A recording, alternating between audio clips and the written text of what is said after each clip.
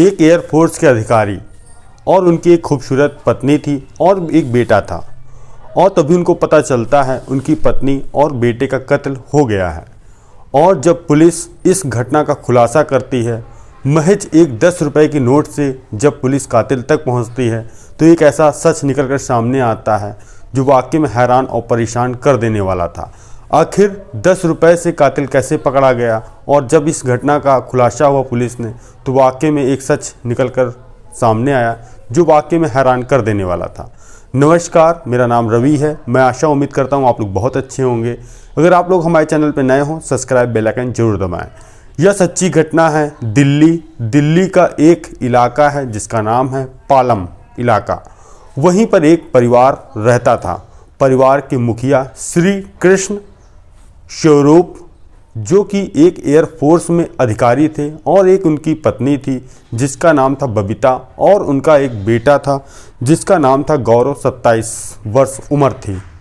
जो श्री कृष्ण स्वरूप थे वहीं दिल्ली में एयरफोर्स विभाग में अकाउंटेंट पद पर तैनात थे, और वो रोज़ की तरह अपने ऑफिस जाते, ऑफिस आने के साथ साथ अपने घर आते थे। एक तारीख थी 6 जुलाई 2021 शाम के करीब 7 बजे।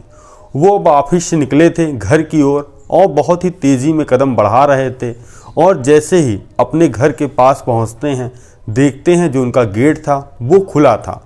अब उनके पैर थम गए थे, क्योंकि हर रोज़ जब वो आते थे तो उनका गेट अंदर से लॉक होता था, और जब रिंग बजाते थे तब उनकी पत्नी या बेटा आता था तो ओपन करता था।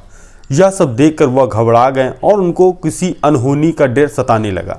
जैसे ही वह कमरे में घुसे, देखते हैं कि उनके घर का सामान सब इथरा बिथरा पड़ा हुआ है, अलग अलग सब पड़ा हुआ है, और चिल्लाते हैं जो उनकी पत्नी थी बबीता बबीता, और वहाँ कोई आवाज़ नहीं आ रही थी। जब कमरे के अंदर जाते हैं, देखते हैं जो उनकी पत्नी बबीता है वह खून से लथपथ अवस्था में नीचे पड़ी है, और जो कि अब उसके होश नहीं है।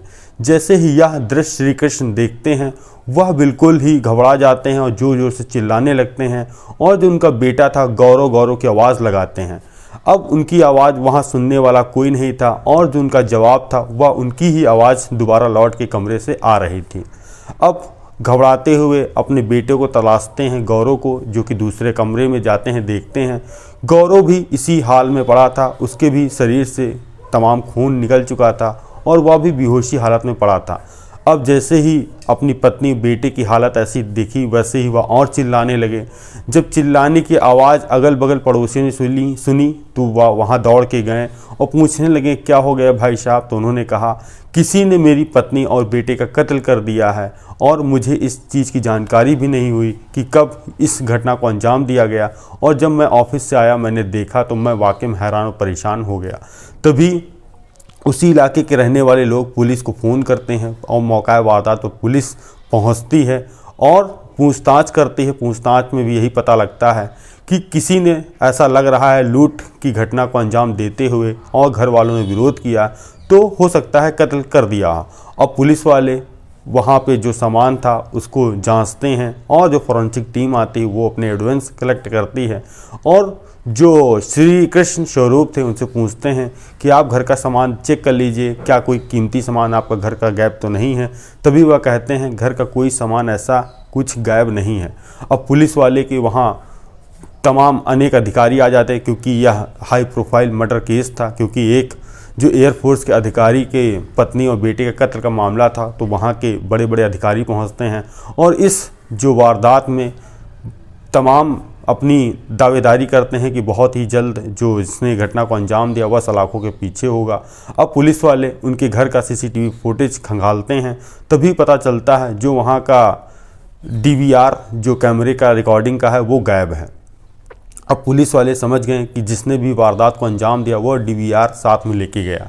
अब पुलिस वाले अगल बगल पूछताछ करते हैं। पूछताछ में भी कोई ऐसी तथ्य सामने नहीं आते हैं जिससे पता लग सके कि आरोपी कौन है। इसके साथ साथ जब श्री कृष्ण स्वरूप से पूछताछ करते हैं कि आप पता आपकी दुश्मनी किसी से रंजिश हो, तो वह भी इस सब घटना से अपने को दूर बताते हैं कि हम लोगों का बहुत ही शांत स्वभाव वाला परिवार था, किसी से कोई मनमुटाव तक नहीं था। आप ना मान्य मोहल्ले में पूछ लें कि हमारी आज तक किसी से लड़ाई तक नहीं हुई, क्योंकि मैं खुद एयर फोर्स में हूँ कि हम लोग को डिसिप्लिन इतना सिखाया जाता है कि हम लोग किसी से कोई मतलब ज़्यादा तक नहीं रखते, अपने काम से काम करना। अब पुलिस वाले इधर उधर पूछताछ करते हैं लोगों से, लोगों के साथ वहाँ के जो मुखबिर हैं मुखबिर बैठा ले जाते हैं। बैठाने के साथ साथ अब पुलिस वालों को कोई सुराग हाथ नहीं लग रहा था। तभी एक सीसीटीवी फुटेज जो कुछ दूरी पे मिलता है उसमें 4 सेकंड का एक रिकॉर्डिंग थी, जो एक युवक जिसने अपना मुंह मुखलर छुपाया हुआ था और वह जा रहा था तेज़ी से। तभी पुलिस वाले ने उसको ढूंढने का प्रयास किया क्योंकि उसकी शक्ल दिख नहीं रही थी, तो उसमें भी असफल हुए। तो उन्होंने अंदर ही अंदर आइडिया लगाया कि जिसने भी इस घटना को अंजाम दिया यह तो वह किराए की गाड़ी से आया होगा, यह तो वह पैदल ही रहा होगा। तभी पुलिस वाले आसपास इलाकों में पता करते हैं कि 6 जुलाई की रात शाम के 6 बजे से लेकर 10 बजे तक ऐसा कोई युवक था जिसने अपने फेस पे पूरा ढका हुआ था और वह तेज़ी से जा रहा था। पुलिस वालों को वहाँ भी असफलता प्राप्त होती है और धीरे धीरे पुलिस वालों को प्रेशर भी पड़ रहा था। वह और ढंग से जांच करते हैं, तभी एक जो वहाँ के टेम्पो वालों से पूछते हैं और उसकी फ़ोटोज़ दिखाते हैं जो कि मुंह ढका हुआ था, और जो वहाँ के रिक्शे वाले थे उनसे पूछताछ करते हैं। तभी एक रिक्शे वाला कहता है, साहब हाँ, 6 जुलाई शाम के करीब 6:30 बजे यह युवक मेरे पास आया और मुझसे बोला कि मेरे को मेट्रो स्टेशन तक छोड़ दो। जैसा कि वहाँ का किराया 30 रुपये था तो मैंने उसको बैठाला, और जब मेट्रो स्टेशन आया तो मैंने उसको उतार दिया। जब उसने पैसा दिया तो एक 20 की नोट थी और एक 10 की नोट थी। 10 की नोट इतनी फटी थी कि मानो वह कहीं चलने लायक नहीं थी। तो मैंने उससे कहा कि यह नोट बदल दो, तो उसने कहा यही मेरे पास पैसा है, और जिसका कारण ये भी था कि वह नोट सर मैं ले लेता तो मार्केट में कहीं चलती नहीं। तो हम दोनों के बीच में वहाँ काफ़ी विवाद हुआ और मैंने देखा कि उसके हाथ पर ब्लड यानी खून भी लगा था। तो मैंने पूछा कि यह खून तुम्हारे कैसे लग गया? तो उसने कहा कि मुझे चोट लग गई थी जिसकी मुझे ड्रेसिंग करवानी है और इसीलिए मुझे जाना है। और तब भी हमारा और उसके बीच विवाद होता रहा।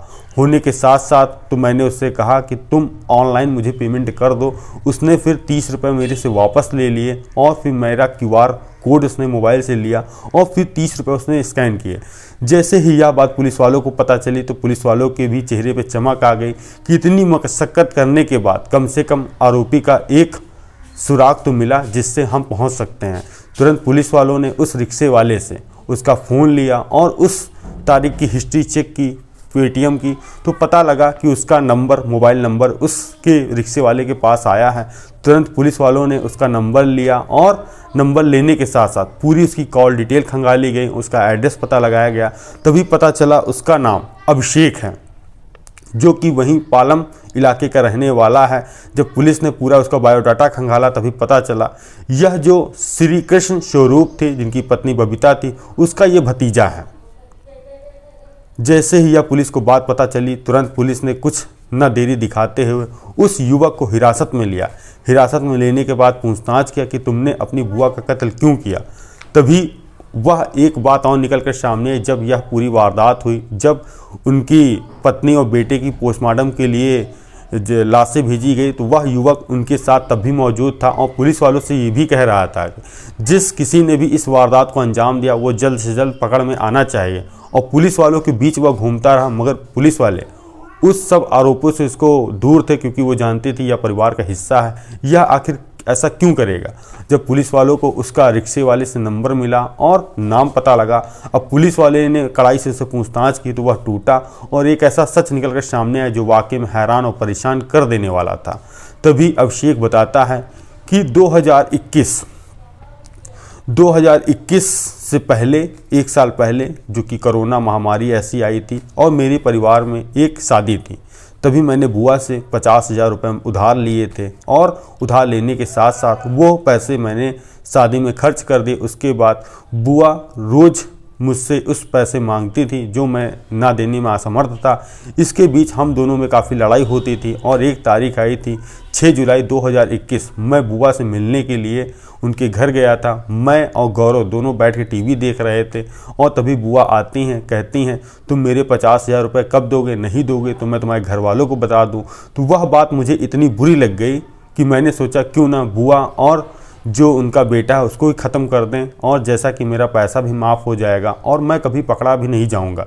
तभी मैंने पहले तो वहाँ पर एक जिम वाला डंबल रखा था। डंबल रखने के साथ साथ मैंने बुआ पे बारी बारी से हमला किया। जब उनकी मौत हो गई उसके बाद जैसे ही चीख उनके बेटे गौरव ने सुनी तो वह भी वहाँ आया, मैंने उसको भी मारा। मारने के बाद जो कैमरा लगा था उसका DVR मैं साथ में लेकर चला गया। और जैसे ही यह बात उनके पति को पता चली, श्री कृष्ण स्वरूप को, उनको भी वाकई में भरोसा नहीं हो रहा था। जो इतना खास रिश्तेदार वो उनके ही परिवार को उजाड़ के जिसने रख दिया महज 50,000 रुपये के लिए। तभी उन्होंने श्री कृष्ण स्वरूप ने बताया कि जिस उस डंबल से उसने मारा मेरी पत्नी और बेटे के लिए, तभी कोविड में मेरी पत्नी और बेटा जो कि ज़्यादातर घर पे रहते थे, तो कुछ दिन पहले ही उन्होंने वह परचेज किए थे, जैसा कि घर में एक्सरसाइज करते थे। और महज पुलिस की कठोर कार्रवाई के तहत जब मुजरिम सलाखों के पीछे तमाम गंभीर धाराओं में पुलिस ने केस दर्ज किया और उसको सलाखों के पीछे भिजवा दिया। और एक गलती जो उसने पेटीएम पे पैसा भेजा उससे वह सलाखों के पीछे पहुंचा। आई होप अगर कहानी सुननी हो आप लोगों को तो हमारे चैनल पे सब्सक्राइब बेल आइकन जरूर दबाएं। मिलते हैं नई शुरुआत के साथ। जय हिंद, जय भारत।